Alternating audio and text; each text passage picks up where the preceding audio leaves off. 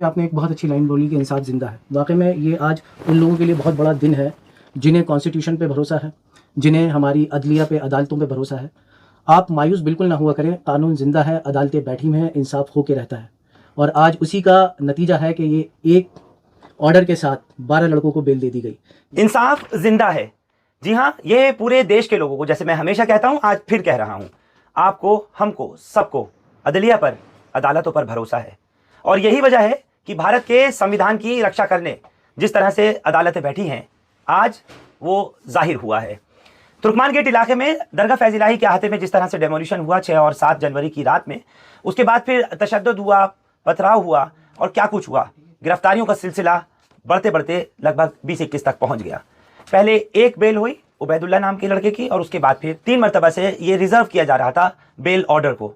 और आज अदालत ने ये साबित किया कि उन लड़कों का, जिनके सबूतों का अभाव था, एविडेंसेस की कमी थी, या क्या कुछ पुलिस की तरफ से जो पेश किया गया था तो साक्ष्य तथ्य नहीं थे, जिसकी वजह से उनको जमानत दे दी गई। मेरे साथ इस वक्त में senior advocate MN Khan, Mohammed Nadeem Khan जुड़ रहे हैं। ये वो कोर्ट की ऑर्डर की कॉपी है जो आप अपने स्क्रीन पर देख रहे हैं, जिसमें उन सभी 12 लड़कों के नाम लिखे हुए हैं जिनको की जमानत दी। इनमें मोहम्मद कैफ, काशिफ, उबैदुल्लाह गाजी, उबैद, इमरान, अदनान, समीर हुसैन, नवेद, अथर, मोहम्मद अरीब, आमिर हमजा, आदिल और अदनान है। आपसे पूछना चाह रहा हूँ, कोर्ट ने क्या पाया, किस तरह की फाइंडिंग्स थी, और क्या आपको लगता था कि जो कुछ पुलिस ने पेश किया है, चाहे वो CCTV फुटेजेस हों, दंगों में वो लड़के नहीं थे शामिल, उन्हें आज जमानत दी गई है? सर, सबसे पहले तो मैं आपका बहुत शुक्रगुजार हूँ, क्योंकि पूरे ही केस को मैंने जहाँ तक देखा, आप भी इस केस में हमारे साथ साथ लगे रहे। दूसरी बात यह है कि इस केस के अंदर मैं 3 अक्यूज़ के लिए पेश हो रहा था। एक है अदनान, दूसरा है हमजा आमिर, और तीसरे जो हैं वो आदिल हैं। जैसे कि आप सबको पता है कि भाई इस केस में शुरू में जो हमारी बेल रिजेक्ट हो गई थी साहिशा चड्ढा मैम के यहाँ से, तो उसके ऑर्डर को हमने चैलेंज किया, और चैलेंज करके जो ये हमारी जो बेल आनी थी वो जो है भूपिंदर साहब की कोर्ट के आगे आई। तो कई दिन से इसमें आर्गूमेंट मुसलसल चलती रही, क्योंकि टोटल आज 12 बेलें लगी हुई थी। तो 12 बेलों के अंदर कोर्ट ने जो है आज कल इसको ऑर्डर को रिजर्व कर लिया था, और आज 12 के 12 जो बेलें हैं कोर्ट ने उसमें बेल दे दी है। कोर्ट ने अपने ऑर्डर के अंदर जो फाइंडिंग दी है, वो फाइंडिंग यही दी है कि जो प्रोसिक्यूशन है वो बिल्कुल फेल हो गई है, और जो डिफेंस है, डिफेंस ने अपने केस को प्रूफ कर दिया है। किस तरह से फेल हुई है? मेरिट्स के बेस पे हुआ, किस तरह से हुआ? अगर से आप ऑर्डर के बेसिस पे जाएंगे तो कोर्ट ने बिल्कुल एक लाइन लिखी है कि इस ऑर्डर से मेरिट पे केस की कोई फर्क नहीं पड़ेगा। कोर्ट ने बिल्कुल लिखा है, इसमें क्लियर है। बस कोर्ट ने एक फाइंडिंग दी है कि ये जो लड़के हैं, ये इसमें से कुछ लड़के जो है वो अपने घरों पे थे, कुछ लड़के जो थे वो स्पॉट से बहुत दूर थे। तो ये सारी चीज़ें जो है कोर्ट ने दी हैं। तो कोर्ट ने इस सब को देखते हुए आज ये एक ऑर्डर पास कर दिया है कि 12 के 12 जो हैं इनको बेल कर दी है। अगर आज से पहले आपने अपनी आंखों को कभी सुना नहीं है तो इनको सुनना शुरू कीजिए, इनको जो चाहिए वो दीजिए। रूबी एंड रूबी ऑप्टिशियंस पे इनको सुना जाता है और इनकी जरूरत के मुताबिक इनको जो चाहिए वो दिया जाता है। आंखों की जमानत, आंखों की हिफाजत, रूबी एंड रूबी ऑप्टिशियंस। और दूसरी बात यह है कि आपने एक बहुत अच्छी लाइन बोली कि इंसाफ जिंदा है। वाकई में ये आज उन लोगों के लिए बहुत बड़ा दिन है जिन्हें कॉन्स्टिट्यूशन पे भरोसा है, जिन्हें हमारी अदलिया पे, अदालतों पे भरोसा है। आप मायूस बिल्कुल ना हुआ करें, कानून जिंदा है, अदालतें बैठी हुई हैं, इंसाफ होके रहता है। और आज उसी का नतीजा है कि ये एक ऑर्डर के साथ 12 लड़कों को बेल दे दी गई। ये जुडिशल एक्टिविज्म ही कहा जाएगा कि आप बिल्कुल यकीन करके मानिए कि हमें कहीं से कहीं पूरे केस में ये नहीं लगा कि जुडिशरी प्रेशर में है। जज साहब ने जितना इत्मीनान से, जितनी पैशनली इस केस को सुना, मैं उस चीज़ के लिए अप्रिशिएट करता हूँ कि वाकई में अगर से हिंदुस्तान में ज़िंदा है तो इंसाफ ज़िंदा है। कोर्ट ने ये 12 जो एप्लीकेशन है डिस्पोज ऑफ की हैं आज, जो जिसमें सर्टेन डायरेक्शन वर इशू, तो इसमें यकीन करके मानिए कि आप तबीयत खुश हो जाएगी, आपका दिल खुश हो जाएगा जब ये आप ऑर्डर को पढ़ेंगे कि किसी तरीके से इस ऑर्डर में ये नहीं लगा कि जुडिशरी कहीं से कहीं तक प्रेशर में है। लेकिन पुलिस ने जिस तरीके से उस वक्त में हुआ, जो भी एपिसोड आपने भी देखा, पूरी दुनिया ने देखा, जब डेमोलिशन हो रहा था और उसी दौरान ये तशद्दुद फैला, तभी पथराव हुआ, आंसू गैस, लाठीचार्ज, सब कुछ हुआ।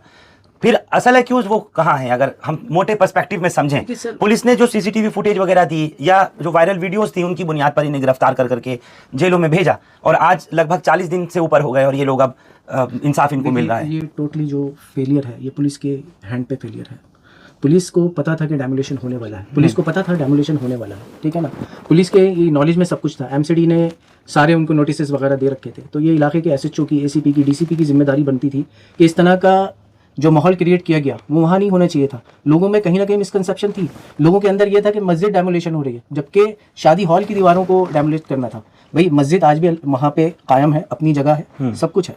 तो ये लोगों को जो मिस इंटरप्रिटेट किया गया या मिस कम्युनिकेशन किया गया, ठीक है ना। अब ये प्रोसिक्यूशन को प्रूफ करना है कि ये लड़के वहाँ थे या नहीं थे। लेकिन कोर्ट ने क्या पाया? मैं जो जिसके क्योंकि ये सवाल बहुत जरूरी है, अगर हम आज समझें और जिस तरह से अहमद खान साहब बता रहे हैं कोर्ट ने फाइंडिंग क्या की, और हम मेरिट्स की बात अगर कर रहे हैं, ये लड़के अगर होते कसूरवार सीधे सीधे तौर पर अगर देखें तो वो एविडेंसेस, वो तमाम साक्ष्य, वो तथ्य सब पेश किए जाते, प्रूफ्स होते। कोर्ट में जो कुछ पेश किया पुलिस ने या इन्वेस्टिगेशन ऑफिसर वगैरह ने, वो काफी नहीं था। इसका मतलब तो ये हुआ गलत लोगों को, नाजायज लोगों को गिरफ्तार किया। आप देखिए मेरी बात सुनिए, आजकल तो हम सभी ये जो है मल्टीमीडिया का ज़माना है साहब, हर जगह जो है वो सीसीटीवी कैमरेज हैं, हर जगह न सिर्फ सरकारी हैं बल्कि प्राइवेट भी हैं, सब जगह है। तो जिन जैसे कि अदनान है या समीर है, ठीक है ना, वो उनको तो उनके घरों से अरेस्ट किया गया है, उनके घर जाने की सीसीटीवी फुटेज है, उनके घरों से पुलिस को ले जाने की सीसीटीवी फुटेज है। आप एफआईआर पढ़िए, एफआईआर में क्या कह रहा है?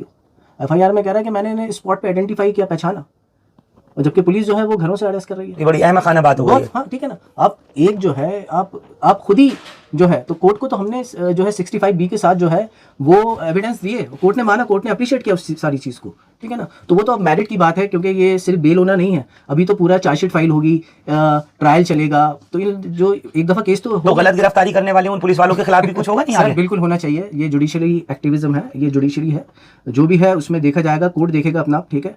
अब बाकी का जो है वो कोर्ट के लिए कुछ छोड़ दीजिए। चलिए, बहुत बहुत शुक्रिया। तो आप सुन रहे थे एडवोकेट अहमद खान को। ये जो खुशबुएं हैं, ये एहसास है, नजरों से उछल मगर रवैयों में बेपनाह उतर आती है, रूह की गहराइयों में समा जाती है। ये वही खुशबुएं हैं जो एहसास बनकर हमें खुद से रूबरू कराती हैं। क्या है ये रूह को छूती खुशबुएं? महज एक ख्याल, शायद एक एहसास। जमजम परफ्यूमर्स। मेरे साथ इस वक्त में एडवोकेट असद मिर्जा जुड़ रहे हैं।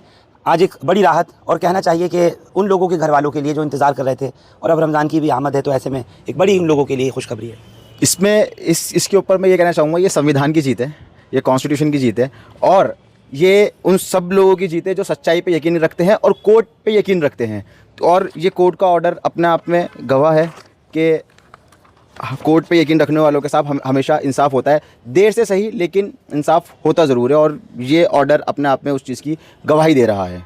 और इसके अंदर हमारे साथ जो सीनियर्स जुड़े हुए थे, बहुत सारे सीनियर्स थे इसके अंदर, जो हमारी बैकडोर से भी मदद कर रहे थे। मतलब लॉ पॉइंट के ऊपर महमूद प्राचा साहब, उन्होंने हमारी पीछे से बहुत मदद की। लॉ पॉइंट के ऊपर उन्होंने बहुत सारी जजमेंट्स हमें बताई हैं। तब चिदम्बरम हो गई, अनिश कुमार हो गई, सत्येंद्र अंतिल हो गई, तबस्सुम हो गई, और अभी रिसेंट एक जजमेंट थी 2025 की ऑनरेबल सुप्रीम कोर्ट की। तो बहुत सारी जजमेंट्स हैं। तो 149 के ऊपर बड़ा क्लियर कट उसके अंदर जजमेंट में मेंशन है कि कॉमन इंटेंशन ऑब्जेक्ट के ऊपर बड़ा स्पेसिफिक डिस्टिंग्विश कर रखा है। मेरे presence is not sufficient to framing the charge against me under the 149। मतलब उसके अंदर ये है कि 149 के अंदर खाली मेरा वहाँ पे प्रेजेंस होना सफिशिएंट नहीं है। मेरा एक्ट होना चाहिए कि मैं क्या एक्ट कर रहा हूँ, कि मैं खड़ा हूँ राहगीर बाय स्टैंडर, क्या बाय स्टैंडर वहाँ पे आप उठाओ और बाय स्टैंडर को आप एक्यूज बना दो। तो इस पर भी जो ऑनरेबल सुप्रीम कोर्ट की जजमेंट है वो बड़ी क्लियर थी उस चीज़ के ऊपर। हमने इसको यहाँ कोर्ट करा था और जज साहब ने उस चीज़ को माना भी। और फर्दर जो मेरे पास 3 बच्चे थे, कैफ, काशिफ और अरीब, वो वहाँ थे ही नहीं। जैसे मैंने पहले भी फरहान भाई की वीडियो में बताया कि वो लोग वहाँ पर मौजूद ही नहीं थे। तो उस चीज़ को भी कोर्ट ने माना है, और वो भी कोर्ट ने उसका भी डिटेल में जिक्र कराया अपने ऑर्डर के अंदर। एक चीज़ आपसे समझना चाह रहा था, इस मामले में कई बार ऑर्डर रिजर्व किया गया, और 1 तारीख हुई, 2 तारीख, 3 तारीख, इस तरह से हुई। उसमें क्या आपको लगता था क्यों विलम्ब हो रहा है, क्या वजह थी? एक्चुअली में क्या है, ऐसे हाईलाइटेड केसेस के अंदर जो ये मैटर्स होते हैं ना, तो जजेस को भी थोड़ा सा चीज़ों को समझने में टाइम लगता है। और ये 12 बेलें थी फरहान भाई, एक ना तो 12 बेलें थी। जब 12 बेलें थी तो सर एक कॉमन इंसान, एक कॉमन उसकी तरफ से आप सोच के देखिए, नहीं लिख पाएगा वो। 12 ज़मानतें 12 ज़मानतें बहुत बड़ा अपने आप में एक प्रश्न। और ये ऑर्डर जो है 19 पेज का ऑर्डर है फरहान भाई, 19 पेज का ऑर्डर। मैं एज एन एडवोकेट मुझे लग जाएंगे 2-3 दिन लिखने में, लेकिन जज साहब ने जितना टाइम लिया सही लिया, और बहुत अच्छा ऑर्डर है। स्पेसिफिक सब चीज़ें इसके अंदर आप पढ़ोगे, बहुत बारीकी से लिखा हुआ है, कोई उसके अंदर किसी तरीके की कोई कोताही नहीं छोड़ी गई है। बहुत अच्छा ऑर्डर है। और यानी सबूतों का अभाव, या कह सकते हैं कि जो लैक ऑफ एविडेंसेस, या कोर्ट में जो कुछ पेश किया गया था पुलिस की तरफ से कि ये लड़के दंगाई थे, तो कोर्ट ने माना कि ये नहीं थे। यही सबसे मोटी बात थी ना, कि पुलिस बार बार सीसीटीवी फुटेज लाके कहती थी कि ये थे जी, ये थे जी, ये थे जी। मैं दिखाऊं ना कौन थे जी, आप दिखाइए। ये ऑनर्स ऑफ प्रूफ तो पुलिस के ऊपर है कि वो प्रूफ करेगी कि कौन थे और कौन नहीं थे। अब वो यही प्रूफ नहीं कर पा रही कि ये लोग थे वहाँ पर, ये लोग वहाँ मौजूद भी थे। अब हम कुछ चीज़ लगाते हैं तो उसके बाद पुलिस आगे कहती है कि ये तो इंसिडेंट इतनी देर तक चला। वो फर्दर कोर्ट के अंदर की बातें वो मैं यहाँ ओपनली डिस्कस नहीं करना चाहता, लेकिन जो चीज़ें थी ऑर्डर बहुत अच्छा है और बहुत डिटेल में है। आप इसको मैं आपको शेयर कर दूँ, इसको आप पढ़िएगा तो आपको पता लगेगा कि जिससे आपने रियली इसको कहते हैं दैट द ऑनरेबल सेशन जज has applies their judicial mind. जो मैंने लास्ट टाइम कहा था ना कि they are not applying their judicial mind, जो भी थे साहब, तो लेकिन यहाँ पर जुडिशियल माइंड का फुल एप्लीकेशन है यहाँ पे और बहुत अच्छा डिटेल ऑर्डर है। विधायक हैं मटिया महल विधानसभा से आले मोहम्मद इकबाल इस वक्त में मेरे साथ में हैं जब 12 लोगों की ज़मानत हुई और ख़ुद अभी भी कोर्ट में ही मौजूद हैं। अदालत में आप आए, आपने देखा और 12 लड़कों की ज़मानत होना। देखिए अल्हम्दुलिल्लाह इंसाफ की जीत हुई और वो तमाम हमारे भाई जो नौजवान और बेकसूर जो आज इस मामले में नाजायज़ जिनको पकड़ा गया, अल्हम्दुलिल्लाह उन 12 बच्चों की आज 30,000 कोर्ट से बेल हुई। मैं कोर्ट का बहुत दिल की गहराइयों से शुक्रिया अदा करता हूँ और साथ में उन तमाम वकीलों का जिन्होंने इसमें मेहनत करी, मैं उन तमाम वकीलों का और पूरी टीम और जिन 12 बच्चों की आज बेल हुई है, क्योंकि हम लोग यहाँ हर डेट पे इसको मॉनिटर कर रहे थे। मोहम्मद काशिफ, मोहम्मद कैफ़, मोहम्मद उबैदुल्लाह गाजी, एडवोकेट मोहम्मद उबैद, मोहम्मद इमरान, मोहम्मद अदनान, समीर हुसैन, मोहम्मद नवेद, मोहम्मद अतर, मोहम्मद अरीब, आमिर हमज़ा और मोहम्मद आदिल, ये तमाम 12 लोगों की हुई है और जिसमें से 7 लोगों की बची है 20 में से। और मुझे उम्मीद है कि इंशाल्लाह उनकी भी बेल उनके वकील लगाएं।